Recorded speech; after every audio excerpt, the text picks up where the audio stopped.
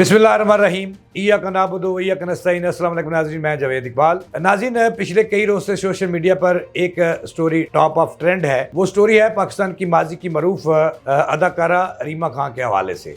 उस हवाले से जो पाकिस्तान फिल्म इंडस्ट्री का बड़ा नाम है नासिर अदीब साहब, उन्होंने इंकशाफ किया कि उन्होंने अपनी फ़िल्म के लिए रीमा खान को हीरा मंडी से दरियाफ़्त किया।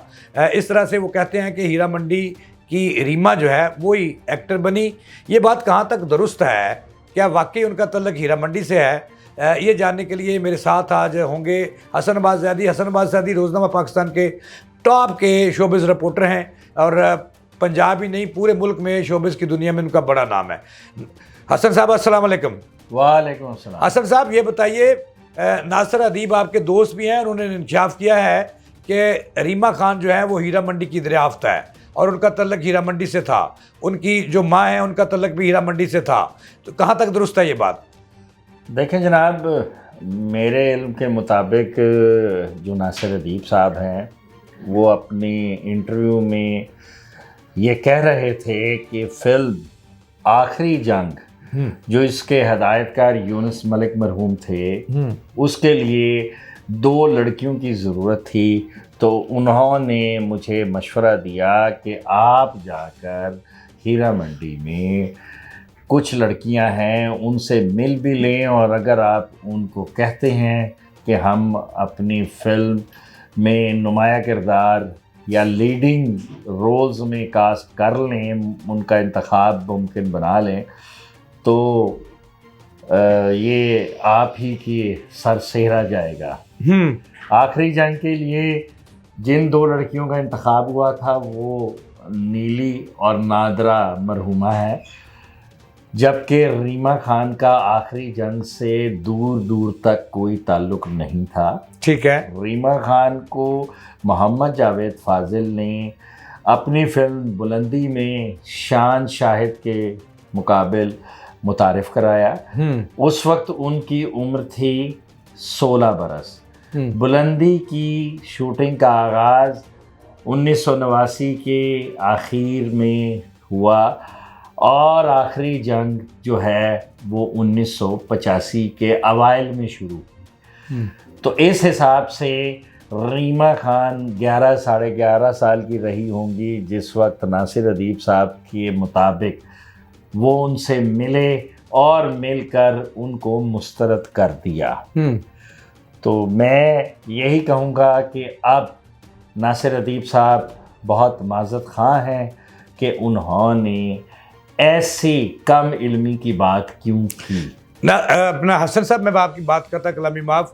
देखिए, जब उन्होंने अपने अल्फाज वापस लिए, माफ़ी मांगी, तो लेकिन वो फिर एक सच्चाई बता गए, नया इंकशाफ कर गए नासिर अदीब साहब।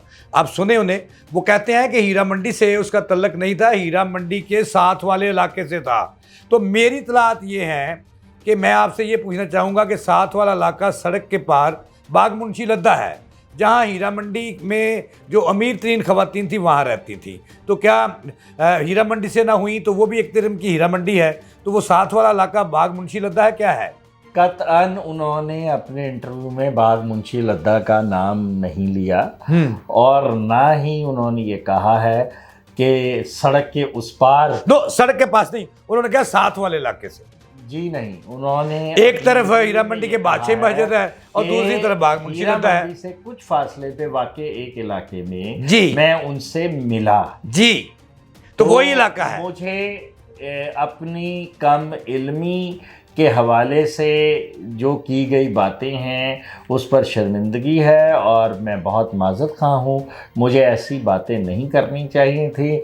मेरे एक दोस्त का फ़ोन आया जो कि फ़िल्म प्रोड्यूसर हैं, उन्होंने मुझे कहा कि आपने इस किस्म की गलत बातें की हैं जो कि मुनासिब नहीं हैं, जिसके बाद मैं डिप्रेशन में चला गया और डिप्रेशन में मैंने जो है गूगल को सर्च किया और मुझे मालूम हुआ कि रीमा जो हैं कज़लबाज फैमिली से ताल्लुक़ रखती हैं। वो 4 बहनें हैं और इस तरह उनमें जो अदाकारी के शोबे से वाबस्ता हैं वो रीमा हैं, जो पहले रीमा के नाम से आई और बाद में। और उन्होंने ये भी कहा कि मेरे इल्म के मुताबिक उनका हकीकी नाम समीना अहमद कजलबाश है, जो कि मुझे ये मालूम नहीं है कि वो हसन यहाँ पे मैं आपकी कत्ल कलाम में माफ़ ये बता दें कि पहले तो हमने फिल्म इंडस्ट्री में देखा कि रीमा रीमा ही लिखती थी, फिर ये खान बन गई। वो कहा जाता है कि ये इंडिया में जाकर खान बनी, और ये कैसे रीमा से रीमा खान कैसे बन गई? ज़ाहिरी बात है कि रीमा जो है वो बुनियादी तौर पे ख़ान ही है, उनकी कास्ट।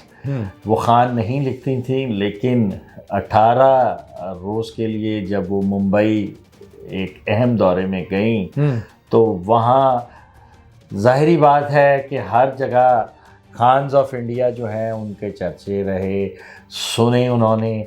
तो उन्होंने कहा कि जब खान लिखने से इंसान शोहरत की बुलंदियों को छू लेता है तो मैं तो हूँ ही ऑलरेडी खान, तो मैं अपने नाम के साथ खान लिखना शुरू कर। खान नहीं, यानी कि उन्होंने इंडिया पहली बार मेरे इल्म के मुताबिक फिल्म जो उन्होंने डायरेक्ट की थी कोई तुझसा कहाँ, तो उसमें ये नाम सामने आया। इंडिया से ठप्पा लगा खान का, यानी कि नहीं कि वो खान से मुतासर हुई कि खान जो है वहाँ पे खान मशहूर है। की बात को नामुनासिब कहूँगा, कोई वो भारत खान बनने नहीं गई थी, वो खान पाकिस्तान में ही थी अपने वालिद गिरामी की वजह से। और सिर्फ ये हुआ कि वहाँ से वापसी पर उन्होंने अपना जो है नाम उसमें इजाफा कर लिया। आपकी दुरुस्तगी के लिए बता रहा हूँ। अच्छा चले, खान इंडिया से हदायत इंडिया से वापसी पर वो खान बन गई शोबे में, और बतौर मेज़बान टेलीविज़न मीडियम में भी इंडिया से वापसी पर रीमा खान बन गई।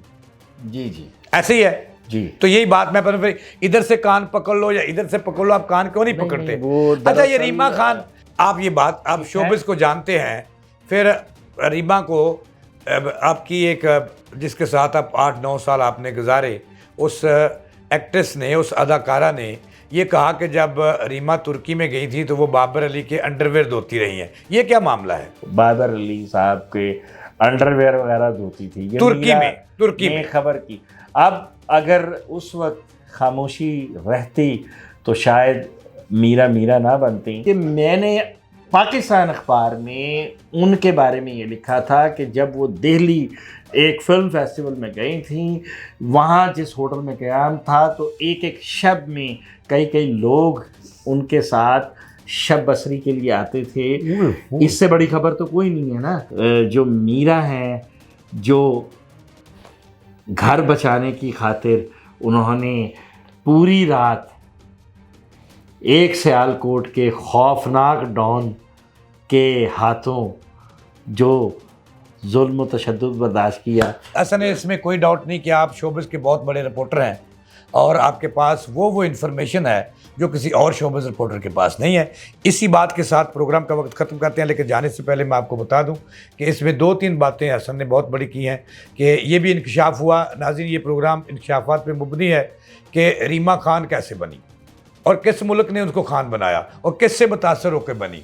और ये भी इंकशाफ हुआ कि रीमा ने डॉक्टर्स अमेरिकन जो पाकिस्तानी नज़ार डॉक्टर था उससे शादी क्यों की और किसको जलाने के लिए की, ये भी। और ये भी नासिर अदीब अपनी ख़बर पे खुद, जिस पे वो डर के उसने माफ़ी मांग ली है, वो सच्चाई बता रहे हैं कि हीरा मंडी से उनका ताल्लुक ज़रूर है, लेकिन वो उसके पास वाले इलाके से है और पास वाले इलाके हसन अब्बास साहब ने आपको बता दे।